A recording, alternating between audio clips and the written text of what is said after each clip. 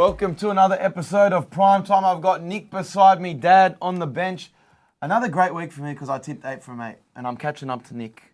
You're long behind us, but I've been on a roll in terms of rugby league tipping. I can't get it wrong right now. I'm going to do it again this week. How was your weekend of footy? It was all right. Getting down to the business end of the season. Teams are knowing whether they're going to make the 8 or not.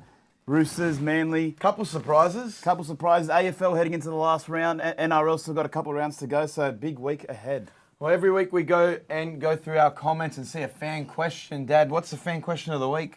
How far can the Warriors go this year? How far can the Warriors go this year? Well, if you look at their position on the table, they're going to play 2 finals games. They're making the top 4, and they're the only 2 finals games that they will play. They'll be out the back door, and I know the Warriors fans hate me because I never give them their flowers, but if you really realistically look at it, first round, they're going to match up against Penrith or Brisbane. They're not winning that game because you've got to travel to Penrith or Brisbane. In the second round of the finals, they're likely to match up with a Sharks or Rabbitohs or a Roosters. And I just think, head-to-head, that those teams are better than the Warriors. So, I'm sorry, Warriors fans, you're going to be out the back door. It's not a knock on them. I do think they have overachieved this year from what they had become. They're playing great attacking footy, but at the end of the day, defensively, they're leaking too much points. You can't leak 30 points to the West Tigers and expect to win a finals game. And if you're going to come up against a Penrith, you're going to come up against a Brisbane team that's firing, I think they're just going to leak too much points. Can they surprise teams on the day, any given Sunday? I think they can. You might see them go further than you might think in the finals, but I don't think they can go all the way to the grand final or even the major semi. So I think you're right. I think they bounce out the back door. Where do you say? Out the back door, lose the first 2 games? I think they could pick up 1 game, but I don't see them going to the major semi. Okay, and also the wild card is New Zealand home final game. That's the only reason where I can say maybe they'll win a game. If New Zealand get a home final, we're going. We're going down there. We're interviewing the fans. That'd be one of the biggest spectacles in New Zealand rugby league for a while. They deserve it. I'm really happy for Craig Webster. He's done a tremendous job there. I mean, he went to the Warriors and Cameron Ciraldo went to the Bulldogs, and you've got 2 different stories. Why are you dragging Cameron Ciraldo into this? No, but I'm just saying that, I don't think I don't think Webster's on the same sort of money that Ciraldo's on, yet he's done a far better job. Where do you see them going, though? Out the back door? No, I think they could win a game. Yeah, I think they'll win a game.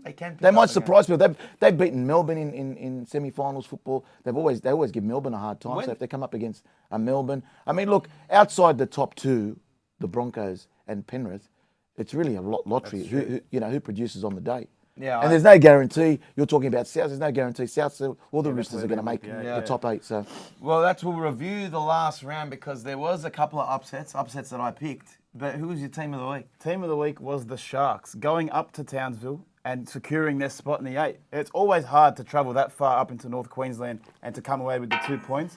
But they dominated the Cowboys from start to finish. Down the stretch of the game, Cowboys really tried their hardest to call back into the game, but too many of the Sharks players were playing class football and they just secured the W. Again, both teams leak a lot of points. I didn't realise the scoreline was going to be that big. I thought it was going to be a 1-12 game. And then Cronulla just kind of took it away from him. I did think they were going to get the better of him. It just comes down to who wanted it more, who wants that finals position more. And I think the thought of Cronulla getting into the top 4 was stronger than the Cowboys wanting to get the 8. The fact that happened in Townsville, you got to give credit to the Sharks. My team of the week is the Newcastle Knights. We've been singing their praises. They've now won 7 games in a row. They're on an absolute run. To do that without Jackson Hastings, to a Souths team that on paper should beat that Newcastle team. They're a top 4 team on paper. Mate, and looking at players like Saifidi playing good footy, Phoenix Crossland, the hooker, I'm looking at this guy, I'm like, where does he come from? I know he's been playing since 2021, 2020, but he's been killing it at hooker for them with no Brayley. So I think with Jackson Hastings now coming back into the side, luckily it wasn't a serious injury, I think they're going to get a finals berth and they deserve it. Kalen Ponga's playing unbelievably. Credit to the Newcastle Knights. And the best part about it is the fans are getting up them. They love it. Sold out. Seeing a packed out stadium. You go to other teams. I think what was a finals game that was in contention, Canberra. The Canberra crowd was empty. I mean, we went to a GWS game the other day. There was about 20 people there. So, if you're gonna be, playing for a top 8 spot, fans get out and show up for your team. So, Canberra, you don't deserve to make the 8. Newcastle does. But that takes us to players of the week. Who was your player of the week? I'm going Wateni Zalesniak. I know we just took a shit on the Warriors and said they can't get too far in the finals, but he's been a quality winger for some time, and he's their go-to winger. I'd say he's their highest scoring winger Yeah, this he's season. definitely the highest scoring winner, but I think he's just crossed over 20 tries. Again, 3 tries over the weekend. He's an absolute freak. He's a finisher. He's up there with the best of the finishers in the NRL at the moment. He's my player of the week. I think he's easily one of the best finishers in the NRL. The way he safely dives into the corner, he's not going to drop the ball, do anything stupid. Luscious mane. And he's got a great run out of his half. Yeah. And again, the Bulldogs, who had him as a player, are they stupid for letting him go? Not stupid. Man, they've had a lot of questionable signings. I mean, Nick Kotrich paying the amount of money they did for him. They're paying big money, like Corey Allen.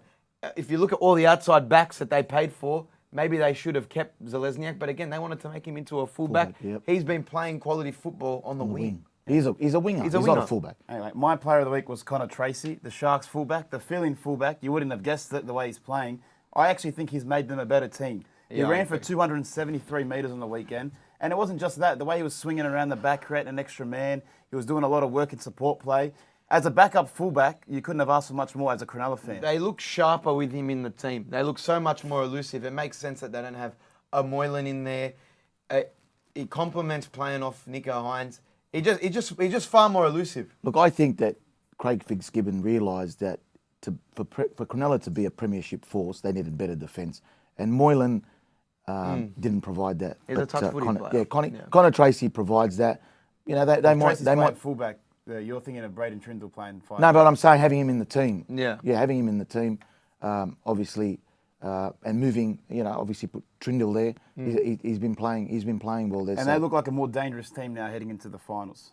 I'd say though for sure. But talking about signing news, Payne Haas inked a new 3-year deal with the Brisbane Broncos, a record deal in Brisbane Broncos history, a $1.3 million a season deal. They haven't seen this in Brisbane before. We were saying, was he going to go to rugby union? He was weighing up offers from other clubs. Is this the right move for the Brisbane Broncos? Well, it's the biggest signing in Brisbane Broncos history, $1.3 million. I could never justify paying a front rower that much money, even though he is the greatest front rower in the game today. But when you really look at it, if you're going to be signing a front rower on $1.3 million, you're going to have to shed other players. They can't keep their whole team together. That's gotten them to that top 4 spot this year. You already have Flegler going. You already have Farnworth going. Which other players are going to, be the odd man out and have to leave the Brisbane Broncos? You're right. If you're going to... He is the best forward in the comp. So it does make sense. He earns, best player in the comp money. But upwards of $1 million. But it's going to be at the expense of other players in the team. So who do the Broncos let go? If you really look at it, you got players like Kurt Capewell, who's on 550th season all the way till the end of 2024, right? You got Corey Oates, who's on the outer already.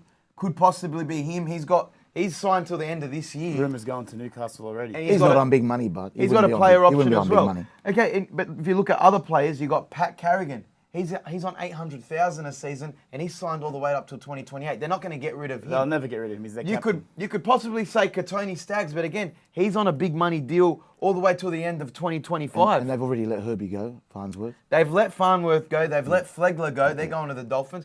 So the only player I think of they can shed is Selwyn Cobbo.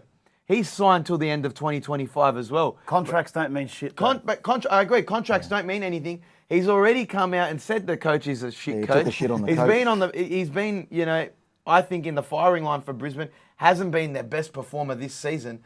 And again, if you're going to get rid of someone, he has aspirations of playing fullback as well that he might not get to play with Reece Walsh firing. He won't get to play fullback at Brisbane if Reece Walsh is there. So it does make sense if they're going to get rid of someone, it's Selwyn Cobbo to another club. Well, the only thing is they have Reece Walsh playing fullback now, so they would have probably promised Selwyn Cobbo a fullback spot, fullback money. That comes along with that as well. So if you're going to be the Brisbane Broncos, the only 2 players here out of that group that you could deem are on big money and are expendable are Cobbo and Staggs. And out of those 2, you're keeping a centre over a winger. And Selwyn Cobbo, yes, he does play for Queensland, does a great job for them. But are you going to lose Reece Walsh at the expense of Cobbo? When you're signing all these big name players, some people just have to go. Happens with Melbourne's, happened with Penrith. Yeah. And I just look like Selwyn Cobbo's going to go. If I was Kevin Walters, I'd keep Corey Oates and get rid of Selwyn Cobbo. Really? Yeah, like, you know what I mean? Corey Oates can barely break out into a full stride anymore. Yeah, he's still very injury riddled. He's only signed till the end of 2023. He's got a player option for next year. I think he's looking elsewhere. Again, they're calling it a salary cap squeeze.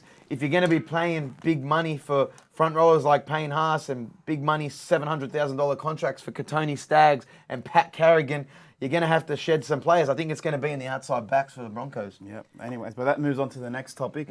The Penrith Panthers wingers. If you get to play on either of the wings for the Penrith Panthers, is that the best job in all the sports? I think it's one of the easiest. Anyone could slot into that winger spot and score a few tries a season for sure. Bo Ryan could be a Penrith Panthers winger, and he'd be the highest scoring winger in the comp. Look at Brian Toto. On average, he's scoring more than 12 tries a season just being on that wing. And I'm not saying these wingers aren't quality players. They are. They're freaks. Taruva, Brian Toto, Taylor May.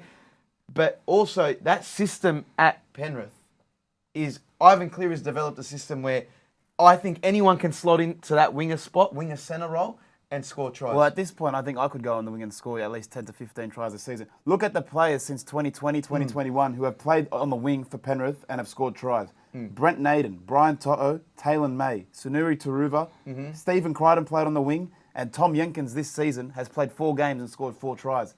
It's the easiest job in sports.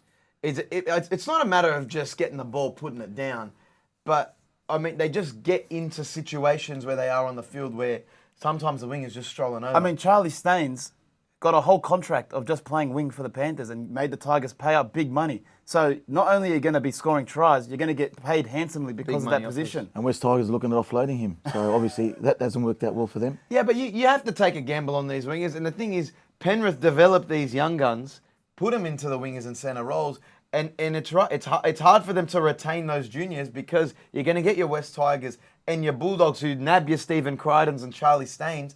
It's just whether or not they can deliver another team. But the other teams don't have the Penrith system, so it's not going to be the same. So poor Charlie Staines is going from scoring 15-plus tries at the Panthers to barely cracking first grade at the Tigers.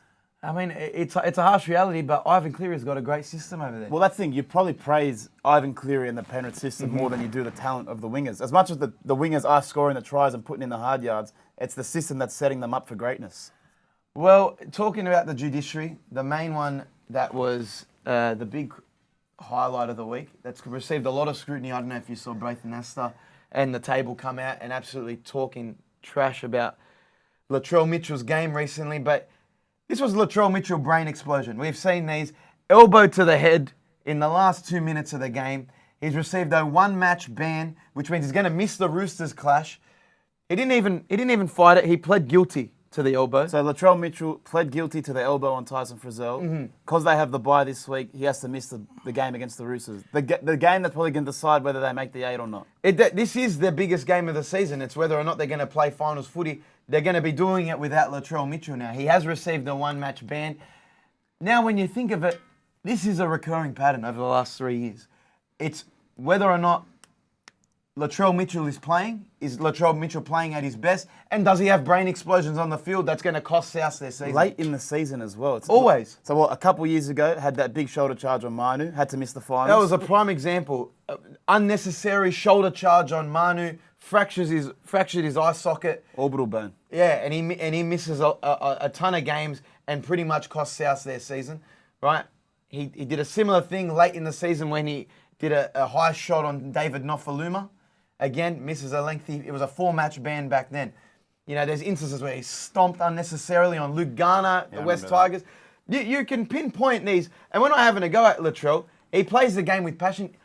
I think he does it out of frustration. He knows that Kalen Ponga got the better of him that game. The Knights outclassed him. They pointed it out. He was looking lazy on the field. He hasn't been playing his best footy. What does he do when he gets frustrated? He puts a shot on someone. He comes out of the line, tries to get niggly. How unnecessary was that elbow on Frizzell? Because you can't even say he was trying to make a play where he was trying to make a big tackle, make him lose the ball. It was a forceful elbow. You knew what you were doing. And it's just so late in the game where even if you had gotten the ball back or something, you're not going to win. You can't even blame him for not fighting it. What were they going to fight? He wasn't even involved in the tackle. He comes up over the top and flops over with an elbow. I mean, I would have... It was extremely unnecessary. What's the point of fighting it? I would have fought it. And you just fight it, you're going to get worse. He'll miss probably the first round of the finals. I would claim ignorance and say it was an accident every day of the week. And you know what? I feel like if you're going to miss one game, you may as well have missed 2, because if you don't play that Roosters game, you're probably not going to make the 8 anyway. I'm sorry. Souths look at it as like, listen, if we do make the finals, we're going to need you. Take the 1 match. It's too hard to fight. And now that puts Souths in a very tough spot. With the Roosters still gunning to make the finals, that's going to be their biggest round. Souths have a bye this week. they're going up against the Roosters, who have won all their games thus far. They're going to win this week, I think, out and out. So it's going to come down to Roosters versus South, who gets a final spot. Well, I think Roosters aren't as good as Rabbitohs if you put them full strength. But the thing is, Latrell's not playing, so they're not full strength. Even if the Roosters win, it doesn't guarantee them a final spot. Got the Cowboys but still with coming. South not at full strength, if South lose that game, that could dispel them from the finals. Well, so is the Rabbitohs season over, you're saying? I'm saying, I think the Roosters team on paper, and without it, not that they're playing great footy, for South to go to McDonald Jones Stadium and really play very lackluster, I'm not liking their chances. And I'm going to say, I reckon South are out of the finals. Well, I said a couple of weeks ago that the top 8 would stay the same. It's still looking that way, so I'll have the Rabbitohs still sneaking in. Dad, where's your head? No, I think the Rabbitohs miss out. And like I said, there's something just not right at South Sydney. There's a lot of frustration there. I mean, look, he's missed most of the season with that calf injury, Latrell, and he's come back. He's overweight. He's unfit. You know, and I mean, Braithen Astor rightly, you know, He was calling out his lazy play, where he's not covering as a fullback, or he's covered defence when it's, you know, Lockie Ilias chasing and telling him to go wide. He just gives up on the play. And it tells. I'd love to see Latrell just have an unbelievable preseason, get to the fittest shape he can be, and just have a blinder and shut everyone up, because he has the talent to do it. And you can see he has become a bit of a lazy player over the years. Mate, he's too busy with his farm. He's too busy going to concerts during the week. That's just No, unnecessary. mate, Nicholas, you had this. He was at You had the this Luke Combs discussion. concert. You had the discussion about Walsh and Kalen Ponga. Mate, I can name you 4 or 5 fullbacks that are ahead of Latrell Mitchell.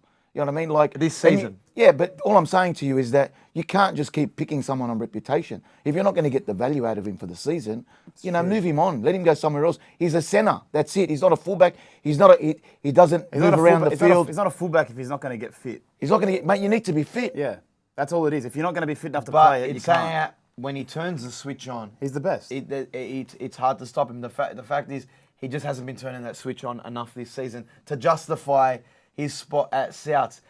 But talking about players in precarious positions at the moment, Tavita Pangai Jr.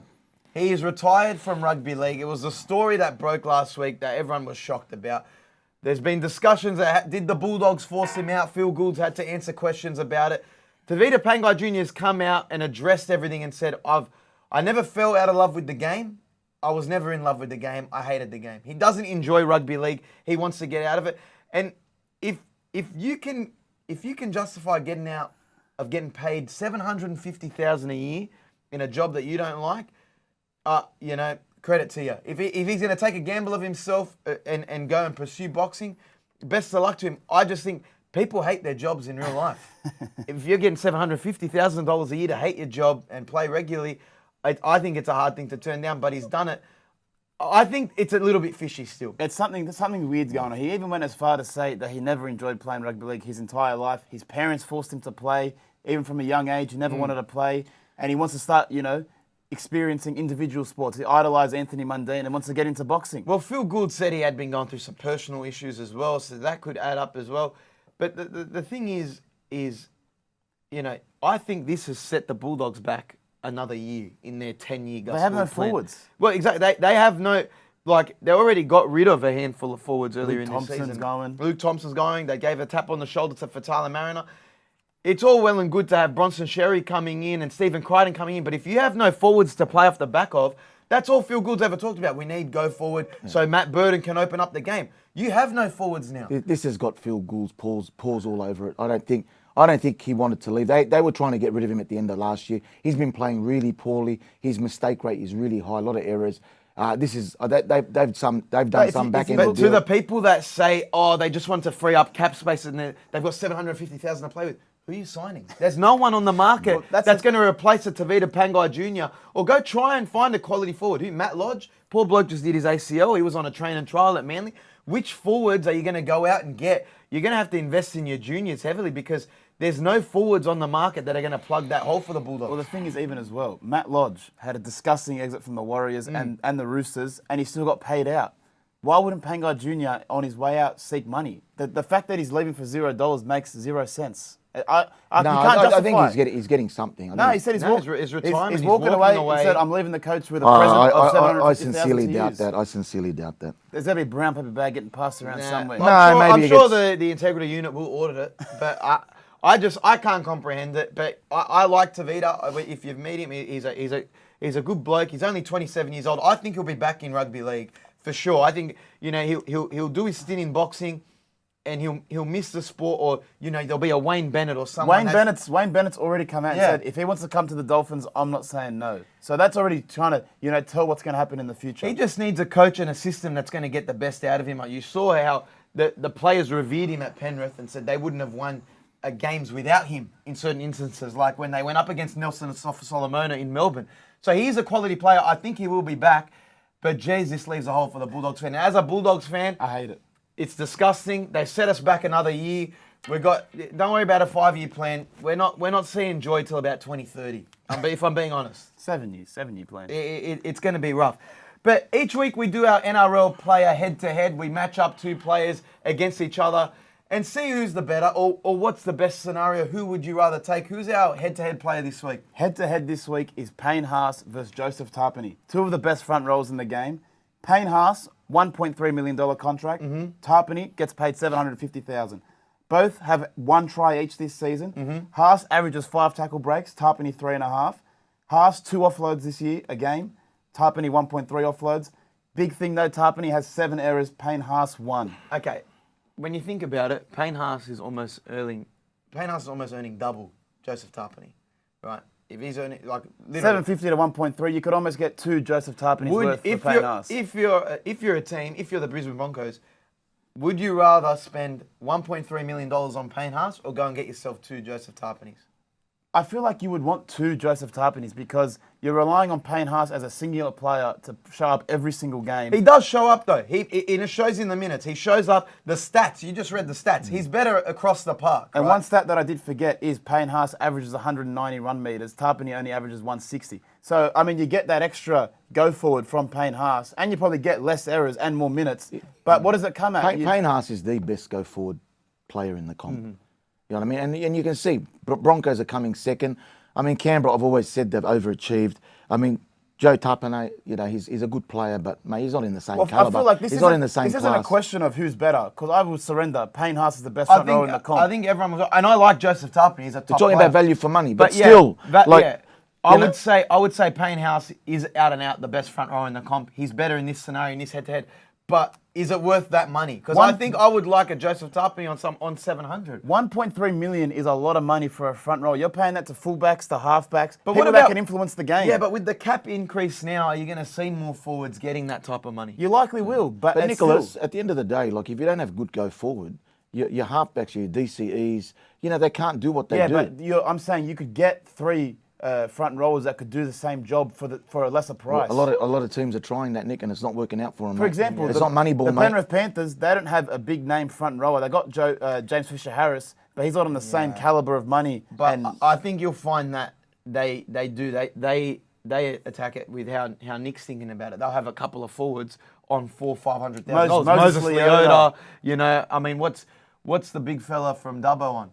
What's he on? Like 600, maybe 700? What's he on? Liam Martin. Like, they have all these interchangeable players that can fill in the middle, fill in the second row. But they're all getting good money now. Like, a lot of those Penrith players are on good money. And the salary cap is increasing. That's after they've won the comp, though. Like, what's Payne Haas?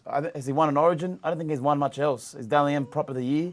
But rugby league's not an accolade. No, I'm not saying that either. But like, he is the best forward in the comp. He can demand that money. But it's just whether you're a team, would you rather have the Penrith Panthers model and diversify it across your forwards as opposed to just doing it? And has it paid off for a team like the Cowboys with Jason Tamalolo? I think long term, if you look at it, it really hasn't for the Cowboys. They've seen 1 grand final. Yeah, and that's the thing as well. So that's where we all agree. Payne Haas, best front rower, but value for money, you're probably going to take the 2 or 3 front rowers for that money. I'd agree with that. There's better ways to spend the $1.3 million. I mean, the Bulldogs actually wouldn't have minded, though, if they spent 1.3 on Payne Haas, because we're desperate. Yeah. But Brisbane Broncos aren't desperate. Well, that's our play head-to-head this week. You can also check out our top 5s. We do our top 5 every week over on Picklebet and at the JBK Show on YouTube. This week's top 5 is the top 5 most followed athletes on Instagram. Starting at number 5, LeBron James. Now, LeBron James has amassed 158 million followers on Instagram. Mind you, most people see him as the greatest basketballer of all time. He's had over 20 seasons in the NBA, the most popular basketball player currently in the world, I would say hands down. The only reason this number isn't higher, the only reason why LeBron doesn't have more followers is he's also one of the most hated NBA players of all time as well. And he does that to himself sometimes. He refers to himself as the greatest of all time. He doesn't mind opining on political issues. So that's the reason why he's not higher on this list. But 150 plus million followers is still a lot. I mean, at King James is the most popular, is also the most hated. Yeah. But that takes us to number 4 with 212 million followers, Neymar Jr. Big Brazilian following. Just signed for a Saudi Arabian club. That probably gave it a bit of a boost as well. Very popular style of play. Played at Barcelona, played at PSG. People see him like a Steph Curry, just with a more international audience. And he's the third best player of his generation behind Ronaldo and Messi. So there's no surprise seeing him at 4. Number 3 is Virat Kohli. Now, obviously, 90% of these are going to be Indian fans. They have a population of about 5 billion plus. Now, again, he is a god to the Indian people and cricket fans in general. He's amassed 256 million followers. Jeez, that's Virat Kohli, 256 million followers. Again, for a cricketer, that's the most, and just in general as an athlete. He's even been brought up on Joe Rogan as he's a god to the Indian people, and that's why he has so many Instagram I'm followers. just surprised though, 256 million for a cricketer. Like, who outside of India is going to follow Virat Kohli? Who? I mean, Australians appreciate the cricket. England also. He's one of the best cricketers of all time. And to them, like I said, that 90% I agree would be. How about they got 2 point something billion people? I think they're just approaching 2. They haven't passed 2 yet. Okay, so again, I'd say the majority of the adult population that has Instagram in India is going to be following Virat Kohli. Okay, wow. Well, that takes us to number 2. Messi with 483 million followers. The greatest of all time in soccer. Has a big surge at the moment. Questionable. Cracking into that American audience. Everyone knows who Messi is. If you follow soccer, which is the most worldwide sport, you're going to know who Messi is. Everyone refers to him as the GOAT. He just won the World Cup and just had the most liked Instagram post of all time, him kissing the trophy. So I think him being at number 2 is no surprise. I'm surprised he's not number 1. Well, now at Inter Miami, he's getting that American following. Everyone on ESPN and SportsBet is jumping on this bandwagon. What he's done to that club in Miami, pretty much gone on an absolute run to the finals. Good on him, and it makes sense. But it also makes sense that number 1 is Cristiano Ronaldo with 601 million followers. I think that's a world record with an athlete to cross over 600 million followers, which was just recently. He's already at 601 million followers. He is the most marketable sporting athlete of all time. He's earning billions of dollars over his career. He's over in Saudi Arabia right now. 600 million, like I said, he's pretty much a model. He's one of the best players of all time. He's got the accolades to show for it. Cristiano Ronaldo is the most followed athlete on social media. People usually say that no player is bigger than a club. He is bigger than a club because no team has the accolades or their Instagram following that Cristiano Ronaldo has. And I don't really feel comfortable saying this, but he's a good-looking guy. So he's the most marketable person, and I'm not surprised that he has 600 million followers. I'm not ashamed to say it. I follow him. Yeah. Never won a World Cup. So you'd have Messi over Ronaldo? I think if Messi was better looking, he'd have. That's what I followers. if Messi could speak English, he would Messi be higher. needed another 10 centimetres. Yeah, 10 centimetres in height. And a 10 as well. And that's some I abs. think the fact that Ronaldo can speak English makes him more diverse and easier to follow. But I'm saying, you think Messi's South American. If Messi had some luscious locks, 10 more centimetres, gets the Ronaldo spray tan every now and then, I'd argue that Messi could have been higher. Well, till then, yes, Messi is better in terms of football ability. Okay. But Ronaldo's more popular. So there you go. That's a comprehensive list. Like I said, you can check our top 5s on our social media at Picklebet and at the JBK Show. Nick, looking over at AFL, you've been a bit up and down. Yeah, no. You were right on Dacos performing while his brother's been off. But again, Collingwood have been hot and cold. Hot and cold. Minor premiership is on the line this week. We unlucky lost to Brisbane last week, but we'll see them in the finals when we have a full strength team. You want to beat on us when we're not full strength? Okay, we'll see you in the finals. But looking ahead to AFL round 23, Collingwood versus Essendon. I don't know if you saw Essendon last week. They got pumped by GWS, so they're not going to stand a chance in versing Collingwood this week. So as usual, I'm taking Collingwood 30 plus with Josh Dacos 30 plus disposals to secure the minor premiership. If you don't take that bet, you're just stupid. And the Flag Pies, this is our year, so just bet on them. But looking at other controversy in the AFL. The Sydney Swans versus Adelaide Crows. With a minute and a half left to go in the game, Adelaide Crows look like they kick a goal. The umpire starts bashing the post and says the ball hits the post. And they just play on straight away. The Swans players kick it out. The play goes. Everyone's crying out, why didn't you use the VAR? There's a video ref. Check to see if it hit the post. They checked the visual after the game. Didn't go anywhere near the post. Didn't touch any Swans player hands. The CEO of the AFL had to come out and say that this was a goal umpiring decision that should have been reviewed and it was a mistake. And if it had been reviewed, it would have been a goal. Now, this is controversial because Adelaide Crows, if they kick that goal, likely move into the top 8 or keep their top 8 chances alive. Massive. This single call, basically ends their season. With the stakes that high in a game, why would you not just use the technology? I don't understand. Like, with all the technology, and AFL's not the only code that does it. If you have the opportunity to go have a look at it, why don't you just do it? Why are they rushing? Yeah, exactly right. I mean, look, Swans are probably just kick the ball quickly, but I mean, in this day and age, I'm surprised they don't have a captain's challenge in the What's the up? AFL They as said well. that because the play happened so quickly, it's human error. Where are you going to call the challenge from? One of the umpires over there? This player over there? Oh, you could just do one of these It's ones. too long. They're going to Yeah, have maybe to shout coach- it maybe out. coach's challenge. Coach is going Hey? to have to throw in a towel on the sideline. Something- It's going to have to be a But flag. I'm just saying, you're right though. They have all this technology, and yes, there is going to be human error. And But that's what the technology is there for, to justify or to make up for the human error. And even if they just stopped the game, if they reviewed it, stopped the game and said, listen, hang on, we're going to go back. Season's on the line. Yeah, season's on the line. But the bunker has the power in the NRL to come in and almost stop play on certain decisions. How come they're not reviewing it in real time and then just getting word to the umpire, hang on, can we go back because that actually was a goal and sorry, you guys aren't in the top Well, that's 8. the thing. But It's like, not the case. we have this technology, but they don't want to reap the benefits of actually using it. But other controversy in the AFL has just announced that the total prize money for the AFLW is $1.1 million, which is equal to the AFL men's prize money for this year. Yep. Yes, it's going to be spread a bit differently. So the AFLW is going to be spread amongst the top 8 teams. The prize money for the AFL men's gets split amongst the top 4. So the AFL men's prize money for the top 4 is $1.1 million. Yes. Now the AFLW's prize money is $1.1 million, but it's spread across the 8 teams, the top 8 teams. So really, it's kind of insulting to the men's players because if you make the top 8 in the men's, you're not going to get a split of that prize money. And then also these women who, let's be honest, they play less games, they have shorter quarters, smaller crowds, smaller TV audiences, and they make less revenue, are going to be earning the same prize money for the season. How does that make sense? As a male athlete, how does that make sense? It's just tokenism at its best. No, I'm tokenism. saying we don't usually just go out of our way to harp on the women's game. Everyone enjoyed the World Cup over the last That's why few I feel weeks. like it's an overreaction to the World Cup. I 100% agree, but in saying that, you got to call out stupidity where it is.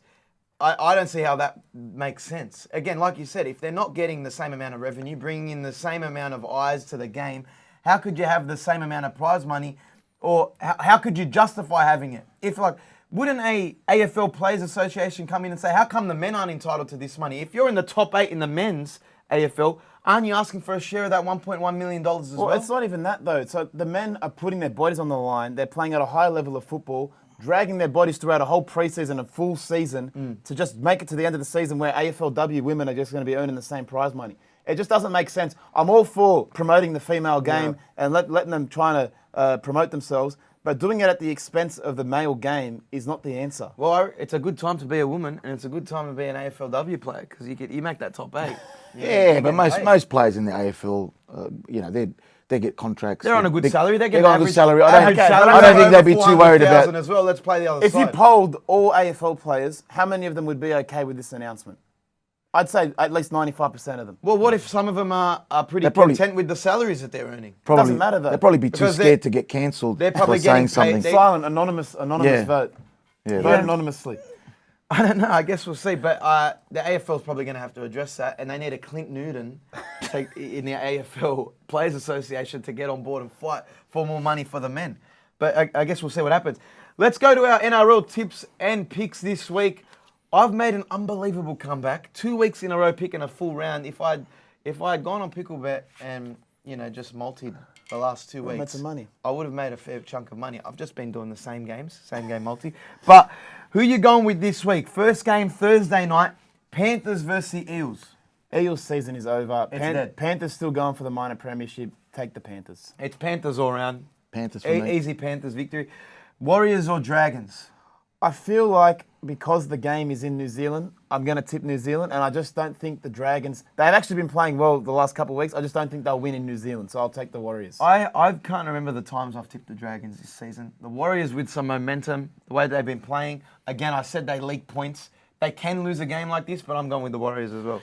Well, I need to catch up to you guys. So You can't catch up. I think I you can't just catch up, call but it, look, do I- the Parramatta and throw in the towel. Yeah, I think the Dragons can get an upset. Like I said, I haven't been impressed with the Warriors. I think the they last actually couple do of have a weeks. good record in New Zealand, though, as well, the Dragons, from memory. Okay, the Dolphins or the Cowboys? Cowboys with a top 8 spot on the line will show up this week, so Cowboys. I'm going the Cowboys as well. Dolphins have had a very terrible end to the season. For the fire start that they began, and again, overachievers, I'd like to say. So, again, I'm going the Cowboys, who need the win. Yeah, Cowboys. Cowboys. I've said it all along. Okay, this should be an easy one all around. Melbourne or the Titans? Again, no Jaden Campbell. Didn't do his ACL last week. He is right. It's just a little knee injury. It's not going to be an easy win, but with Pappenhausen returning, that does add a bit more interest into the game. So I'll take Melbourne with Pappenhausen returning. It's going to be good to see him back. I want to see how they play with him. Could this reignite Melbourne going into the finals? They need something. As a massive threat. I mean, that'd spice it up because everyone's just thinking Brisbane, Penrith. Pappenhausen coming back. I think it's a massive in. So I'm going Melbourne. Melbourne 30 plus. Well, making a statement. Roosters or the Tigers? I will never tip the Tigers, so the Roosters. I've made it a known point. The Tigers suck, so the Roosters. I mean, Api Coruscant giving them the win last week was huge. I tipped that upset. Just got it over the line. I'm going with the Roosters as well. It's going to make it all the more interesting when they go up against Souths next week or the following week. I think the Roosters are going to get it done. I'm going to go against you guys for this one. I think the Tigers are playing pretty decent football. I think Luke Brooks isn't playing this weekend, is he? Does Benji get credit for the win as well, won't he? No, Tim Sheens is still officially the coach. Is he? Yeah. Okay. Is Luke Brooks out? I think he might be out. There's a question mark on They Luke gave him the Brooks. barbecue and I think I've given him his kind of farewell, but I don't know if he's playing or not. Okay, I guess we'll see. Where are you going to go? You stick I'm with going the to still Tigers? stick with the Tigers. I just think, cross-city rivalry, that might make it Ignite interesting. something. Yeah. This one I think is going to be an interesting game. Canberra or Broncos? It's interesting if you look at the ladder, but if you actually watch the Raiders play, it's not interesting at all. So I'll take the Broncos 13 plus. The only thing I think is the Raiders, when they come up against the likes of a Melbourne Storm or a Broncos, they're not a team. They can upset. And going into the finals with the stakes as high as they are, again, I need to catch up. Like I picked my upsets last week. I'm taking Canberra this week. Well, you have to tip two differently to me. So this is one. I'm taking Canberra this week for an upset. That's my upset pick of the round. You picking Brisbane I'm picking or the Canberra? Broncos. I actually still think Canberra can miss out on the 8. Can I just say it is at GIO? It is in Canberra. Mate, there wasn't many people last week for that Bulldogs game. It's not a matter. It's cold down there, Brisbane. I don't know. Yeah, it's Reece Walsh. I think he likes the warm Brisbane weather. I don't know. I think Canberra's going to be the smoky this week. Sunday game again. The Bulldogs love the Sunday. Bulldogs v Manly. I think Manly have more talent, so I'll take Manly. It's a 50-50 game, really. Both teams have nothing to play for, so I'm going to take Manly. I know we didn't touch on this earlier, but Josh Schuster's copped the axe this week. Okay, now for a player who just re-signed this year on big money, we're talking $800,000 a season. Seabold, in a meaningless game, says you're cut from first grade because he didn't get involved enough last week and you haven't been playing good footy. Is this the right move for Manly? Or are you just making Josh Schuster disgruntled going into next season? I feel like with nothing on the line, it's a good disciplinary move. He has to learn that he doesn't have a guaranteed spot in the side. If you're not going to put in the hard yards and put in the work, you're not going to get picked. If you're getting paid $100,000 Doesn't a matter. season, you have a guaranteed spot in the line. Doesn't matter. I'm sure the Penn brothers, and if they're financing that $800,000, it's an automatic pick in the team. Everyone would agree to that, and to that fact. Just cutting him in a game against the Bulldogs, in a game where he could fire, it's just going to make him get the shits with management, get the shits with his position in the team, and, could make him put on 30 kilos before next preseason. If he does get the shits, though, that's not the player you want in your team. I just think it's the wrong way to go about it. There's other ways to discipline a player, and a Bulldogs game is a game to let him fire and let him show off his skills and get back into the swing of things at Manly without Turbo there. Who are you taking, though? I'm taking Manly, unfortunately, even without Schuster. I'm going for the Bulldogs. I mean, I bag them heaps, but I just think Manly at the moment, there's a lot of shit going on behind the scenes. I think probably this is a ploy by Manly to try and offload Schuster in the off-season. But they just re-signed him. Yeah, like a few months I mean, ago. look, Contracts don't mean anything. Yeah, contracts don't mean anything. I think at the time, they were worried about him leaving to the West Tigers. I still think, I don't know whether the West Tigers will take him. Well, but I'll tell you what right now, if I'm Josh Schuster, you could pay me $800,000, I'll go play for the Blacktown Workers. What do you mean contracts mean? Like, he's signed that he's entitled to $800,000. of course. Yeah, he's going to get paid, but he's saying he's like going to get paid either way. That's stupid. But he for wants to. Manly He wants to play in his preferred position. He thinks he's a 5'8". Manly think he's a back rower. They've signed Luke Brooks as well. I guess we'll see. I'm taking Manly. It's a game that means nothing. Both teams have nothing to play We for. were at this game last year. I remember, exactly, yeah. I was hosting on the And field Bulldogs that game. won. Bulldogs did won. win. It But was again, terrible conditions. Tavita Pangai not playing. Bulldogs roster is a little bit better, but again, I just think Manly are going to be too strong. Newcastle or the Cronulla Sharks? Again, Newcastle had a big game last week. I'd say it's not a bigger game, but it's a big game against the Sharks. This is game of the week. This is the biggest game of the week. And if you're really looking at it, as much as I, have been saying that Newcastle have been on a big high at the moment, I think the Sharks have been playing better football, and they're still in contention for a top 4 spot. Top 4 versus top 8. What's more important? Top 4. So the Sharks will win this game. Again, this is where I'm going different. This is where I'm picking an upset. I'm going to say Newcastle to continue the momentum. It'll be 8 in a row for Newcastle. Jackson Hastings comes back into the side. They outclass Cronulla. I'm tipping the Knights. So am I. I think home ground advantage is going to make a difference. I was wrong last week. I tipped Souths, and Newcastle really performed well. Mate, their execution is excellent. They're playing some, and they're playing I great think footy, I think the particularly down coach. that left side. I think the coach has really done a great job. Given his job was under fire. 3 weeks ago, we were writing him off. No. Do We were they saying want that him he to should be resign? re-signed. I'm saying the If media they made the were, finals. the media was, and Andrew Johnson gave him another chance. I think he's earned it. They're playing good footy. And I'd like to see it happen. McDonald Jones had him. It'll be sold out by the time this episode's finished. And good on them. I hope it's an upset again. I'm backing them to the hills. Nick, let's look outside of rugby league. We do our international wrap-up. What's happening in the EPL? Quick EPL update. Man United suck. They lost 2-0 to Tottenham. Tottenham have been claiming Ange Ball. Similar to Bazball. Ange Postecoglou getting the praise of Tottenham fans. They love him. Ange Ball's going to be running wild through England soon. Those Tottenham fans are fickle, though. They'll sell you out the drop of a hat. Erling Haaland didn't score on the weekend. Man City won 1-0. Kevin De Bruyne didn't play. So everyone's coming after Haaland saying he's nothing if Kevin De Bruyne doesn't play. And then you go over to Chelsea, who got embarrassed by West Ham. And now Chelsea fans are coming after Moises Caicedo. He just signed for a record 115 million euros or dollars. I can't remember which one. But if you're going to be signing a player for $100 million and he comes onto the field, gives away a penalty that basically costs you the game, Chelsea fans are going to come after you. Liverpool fans are coming back and saying, thank God we didn't sign him. Liverpool fans are saying this was the right move. Thank Christ. They were saying he was the best player, then all of a sudden now, he's the worst player. So really, everyone just calm down. He played 30 minutes. It's one game. Give the kid a chance. I still think he'll come good. But Chelsea, I still think you're a shit team. Will Man United be the most overrated team, or the most overrated Big Six team in the EPL? For what they did to my boy Jose, I hate them, so yes, they'll be overrated. Okay. And then on top of that, Arsenal win 1-0. Odegaard penalty. Keep an eye out for our Arsenal announcement. Like I said, I copped a bit of flack from Tottenham fans this week just for our Tottenham tour. Yeah. It's still coming up in the news feed. But we are picking our team. We're pretty much on board with our team. We're supporting them already. But keep an eye out for that announcement. Look into combat sports. We touched on it last week. DILLON has been running rampant on Twitter. Again, he's still going at Logan Paul and Nina Agdal. He's been posting photos of, her past sexual partners and past boyfriends and whatever it be. Listen to this stat. 74 different posts, 60 different men. Jeez. Right? That's a lot.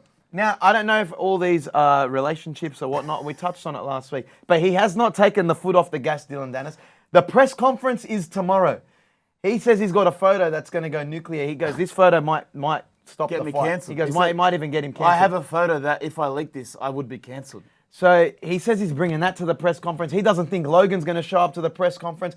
KSI has come out and said he's going to slap DILLON at the press conference. So it's going to be fireworks. This press conference is going to break the internet. But regardless, this has been the best fight promotion I've ever seen. Well, it just comes down to win or lose.